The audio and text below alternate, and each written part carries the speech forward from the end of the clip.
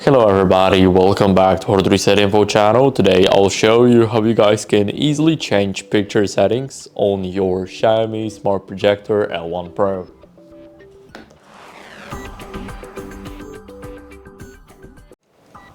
So first, go over to the settings.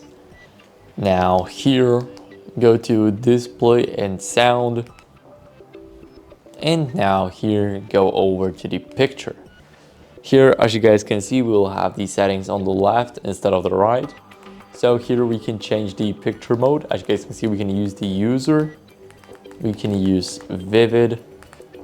We can use sport, maybe movie, or a game. Here we can change it. Now also we can customize it. As you guys can see, like we can add the brightness. Also, what we can do is add a contrast. And here we can add saturation, HUE, as you guys can see. Let me add some. And here we can change the sharpness. Here we also have advanced settings like the color temperature, DNR, MPGNR, or adaptive luma control, local contrast control, flash tone, DI film mode.